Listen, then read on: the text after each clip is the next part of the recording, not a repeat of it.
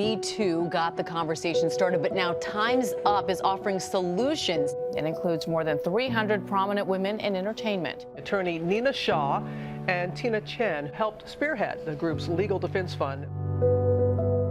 The red carpet was a sea of black gowns, a symbolic statement of solidarity for victims of sexual misconduct. Sitting next to Amy is Saru Jayaraman. Give it up for Saru, everyone. She's one of many activists from outside of this industry who've been invited here tonight in support of the Time's Up initiative. Terry Crews testified on Capitol Hill yesterday in support of the Sexual Assault Survivors Bill of Rights. This is why I sit here today with Amanda Nguyen and the RISE team. Every man, woman, and child deserves to be seen as equal under the law.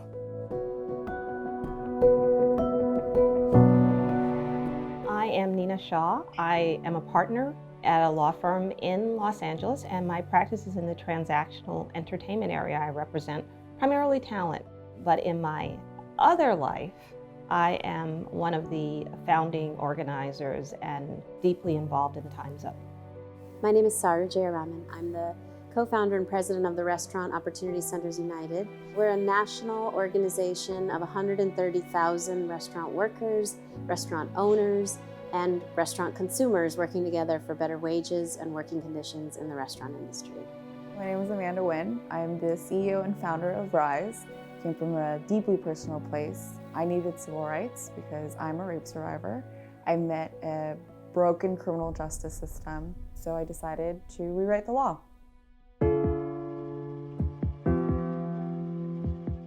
When Harvey Weinstein happened in the fall of 2017, and when so many restaurant chefs and owners had to be called out and taken down, we got so much coverage on the issues that we had researched and worked on for so many years. The Me Too movement certainly felt like a validation of the work that we've been doing, because we know the statistics. You know, there are at least 25 million rape survivors in the United States, but it became so real to people who may not be doing our work.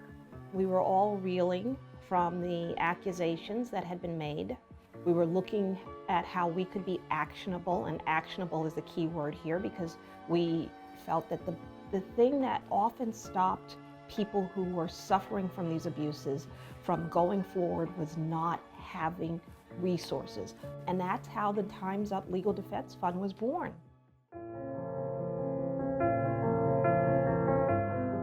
We had received, or I should say the actresses of Hollywood had received an open letter from the Alliance of Female Farm Workers, and it was a letter of sisterhood and collaboration, and it basically said, we see you, we hear you, we are here for you, notwithstanding the fact that you work in an entirely different industry under what people might think are entirely different conditions. Truth be told, that with respect to abuses of power, you suffer just as we do. You know, you can talk about all kinds of training and litigation, but there's nothing as effective as actually getting to the root of the problem, which is the power dynamic between a woman and her harasser. And when you pay a woman a full wage, that power dynamic is greatly altered. Sexual violence is an act of taking away power, and it is highly stigmatic. It still is, even with the Me Too movement. What you have is a sense of inequity. So if you are a fast food worker, if you are working in a hotel, you are constantly coming into contact with people who are often overwhelmingly male and who hold a great deal of power in your life.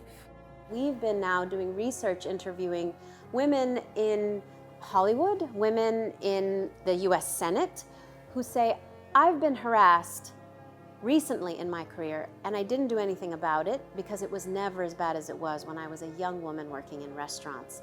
Which means our industry doesn't just have literally and statistically the highest rates of sexual harassment of any industry in the United States, it also sets the standard for women across the economy, because this is the first job for so many of us.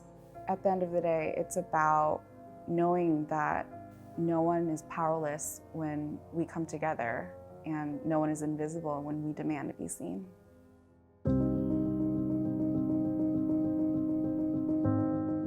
There is not enough news covering hard issues, period. And so I'm grateful that there's any coverage at all on bearing witness to a lot of the horrors that these perpetrators have done.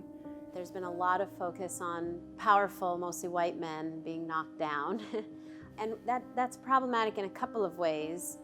It assumes that the problem is those men, as opposed to the structures and systems, like a sub-minimum wage that's a legacy of slavery, that's really at the root of sexual harassment. I think that unfortunately, the bold-faced names, which are often the people who are accused of actions and who have, in many cases, destroyed lives, are often of more interest to the press than, quite frankly, that person who's working the late shift at a fast food restaurant or working the late shift at a big box store.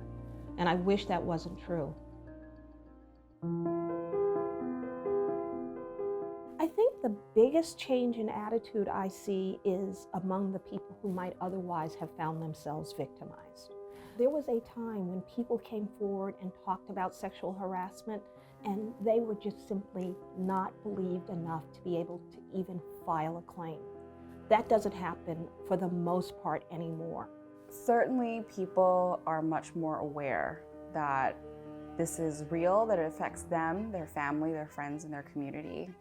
And I hope that only continues. There's tremendous momentum to eliminate this legacy of slavery and cut sexual harassment dramatically in the restaurant industry, but we never would have experienced this momentum had it not been for women standing together across sectors over the last year. So much of change happens when people believe, and that sounds so corny, but it is so real.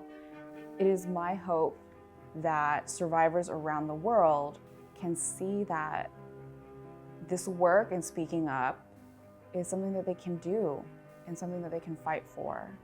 I think collectively, all of us that have been working with Tarana, leading sectors of low-wage workers or higher-wage professionals, all of us would like to see far more focus on structural change, not a focus on individual actors, not a focus on women as victims, but when you use the word survivor, to me that means they're a survivor not just of their abuse, but they're a survivor because they're going to keep fighting and leading a struggle for systemic structural change.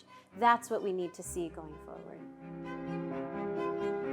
This is a chance to say that I was really maybe part of something that changed our culture forever for the better. I mean, I don't have any illusions. I don't know that anyone will ever remember my name in particular.